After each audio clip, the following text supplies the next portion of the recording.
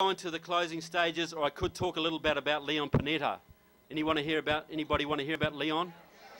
Okay.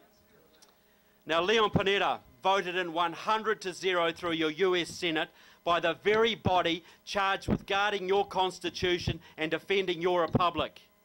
And not one of them seemed to bother to check into that man's background. And even his public background should have been more than enough to disqualify him. It's actually not his daughter.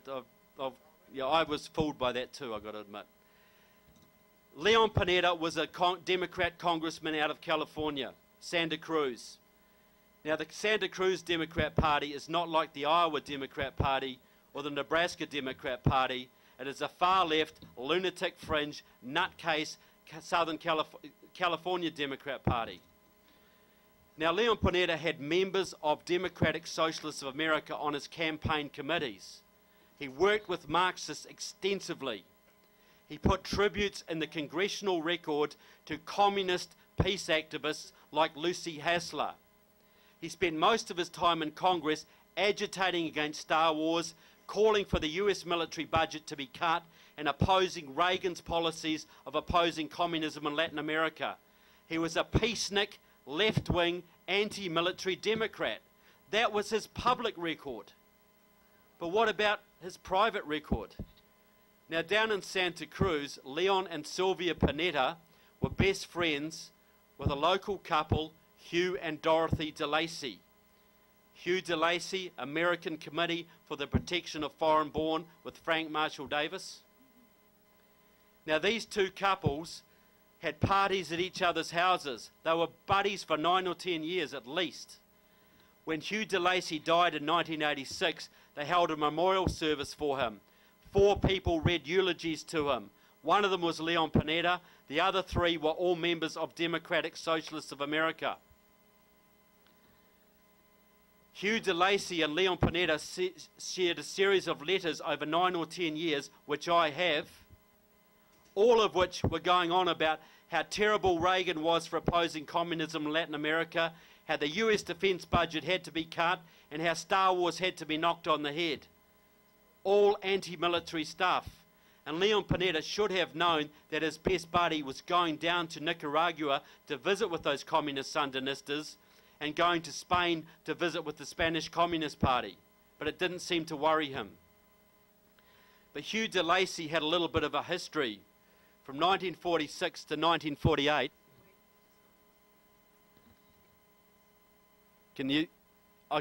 that's gone out, but I've probably kicked it loose, I think.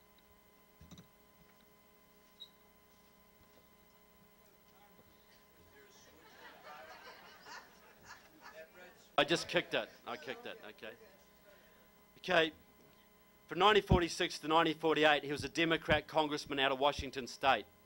And that was the time they used to talk about the 47 states of the Union and the Soviet of Washington. The communists ran the state. And most of his time in Congress was spent agitating for your government to abandon Chiang Kai-shek's pro-American nationalist Chinese and to support Mao Zedong's communist Chinese armies. And that's not surprising, because all the time he was in Congress as a Democrat, Hugh DeLacy was a card-carrying member of the Communist Party USA. Certainly not the first secret communist in your Congress, and as Alan West has told you recently, certainly not the last. Heaps of them. But in 1975, the devil looks after his own. In 1975, Hugh DeLacy was contacted by an old friend from the 1940s, a Stanford University academic named John Stewart Service. Now, these two guys had worked together on Chinese issues in the 1940s. And John Stewart Service just happened to be a former member of the Amerasia Soviet spy ring, a KGB man, one of the people who sold China to the communists. And he arranged for Hugh and Dorothy DeLacy to get a month-long, all-expenses-paid trip on the dime of the Chinese Communist Party to China in 1975. And while they were there, they had time to visit with 2 American expatriates, Solomon Adler and Frank Coe. Frank Coe was then working as a propagandist for the Communist Chinese government. He was a former KGB agent, a member of the Amerasia Soviet spy ring.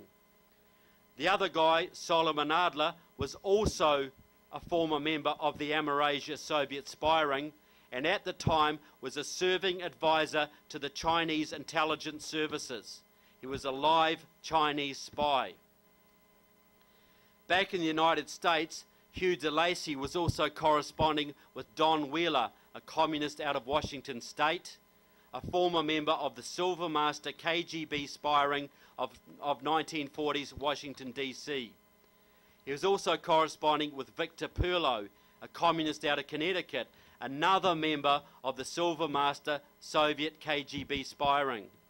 So Hugh DeLacy, who was best friends with your current Secretary of Defense for 9 or 10 years at least, personally knew 5 members of the KGB, one of whom was a live Chinese agent. Now I ask you, anybody here done an FBI security clearance or had one done on them? Quite a few of you. They're pretty extensive, aren't they, guys? They go into your family backgrounds, your friends at school. They practically go through your underwear drawers, don't they? And so they should. But if Mr. Panetta, or Mr. Obama for that matter, had to apply for a low-level janitor's job at your nearest military base and had to get an FBI security clearance, how do you think they'd get on? Wouldn't have a prayer, would they? Yet these two guys are running your military into the ground. Hugh DeLacy was also acting at that time as a West Coast agent for In These Times, a Marxist journal out of Washington, out of Chicago. That was run by a man called James Weinstein, former member of the Communist Party, founder of Democratic Socialists of America, reportedly peripherally involved in the Rosenberg spy ring of the 1940s, the people who gave Stalin the A-bomb secrets. James Weinstein in 2002 and a whole bunch of Chicago communists set up a big anti-Iraq war rally downtown Chicago in Federal Plaza. And at that rally, an Illinois state senator used the occasion to make his name nationwide as an opponent of the Iraq war. So guess who that was? Mr. Obama. So I repeat my claim. Barack Obama didn't make a movement made Mr. Obama. And many elements of that movement do not owe allegiance to your country. They owe allegiance to foreign powers who have been trying to destroy your military for decades. And now, coincidentally, Mr. Obama seems to be doing just that. Now, I don't want to depress you folks with all of that or bring you down in any way. Am I a little bit late? A little bit? Okay. Well, look, if I thought there was no hope for America, I'd be back in New Zealand right now building bunkers and stocking up on baked beans. Okay? And I'm not mocking prepping, believe me. I'm not. Because, look, in 2008, the left thought they had a slam dunk, right? They had the House, the Senate, and the White House. All their ducks were finally in a row. Their agenda was ready primed, and they were going to steamroll Middle America out of existence once and for all. But in 2009, in 2010, something miraculous happened. You guys.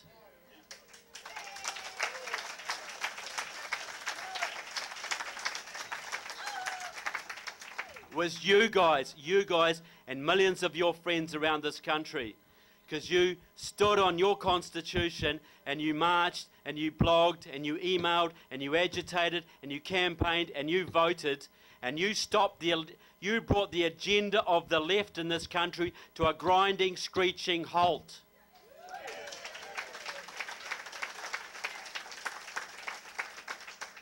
And I'll tell you what, they hate you for it. Which is why I love you for it. You stopped card check, you stopped cap and trade, you slowed down and watered down Obamacare, and you took back the House in 2010.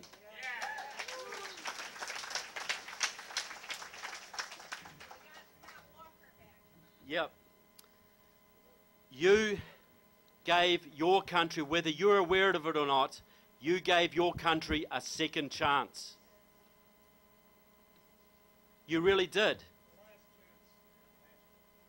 But it was a chance nonetheless, and you guys did it. The left thinks you've gone away a little bit because they don't see you marching quite so much. But now you're in the school boards, the county commissions, rolling back Agenda 21. You're inside the GOP, getting rid of rhinos, priming them out.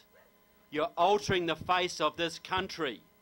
You're starting a movement that you cannot comprehend where it's going to go. You have kick-started the Second American Revolution. And this is 1773. And you think back to the First American Revolution. Do you think those guys back then had any idea of what they were creating? Any comprehension of the amazing country they were setting in train? None at all. And look, when you're in history, it's hard to see history. It really is. It really is hard. And I talk to Tea Party folk all around this country, and they'll say to me, this is tough going, nobody's listening, are we making any headway, does anybody care? But I come to you as an outsider, with an objective viewpoint, I hope. And I've been to Tea Party groups all over this country. And I look at what you've done, most of you political novices, in 2 or 3 years of hard work, and I am just blown away. I'm absolutely astounded at what you have achieved. You have made such a movement in this country. I never would have believed it if you had told me 5 years ago about this. And it stuns me, it really does. And please also, don't think Americans are the only people that love liberty. Because there are people all over this planet who are watching you and rooting for you guys every single step of the way.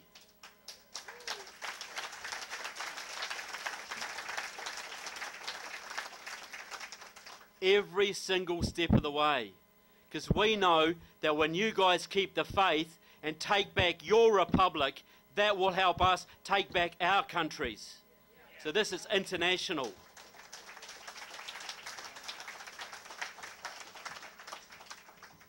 I know it's tough, folks. It's real tough.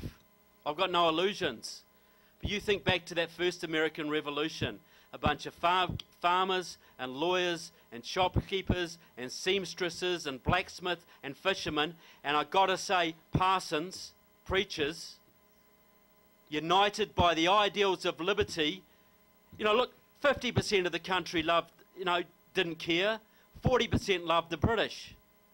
It was 10% started that revolution. Those people, united by the ideals of liberty, took on the greatest military empire the world had ever known and bloody well beat them.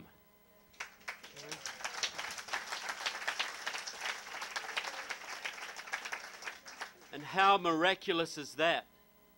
They gave you guys a blueprint of what to do. And that is the big advantage that you have now. So, the first American Revolution wasn't over in a day.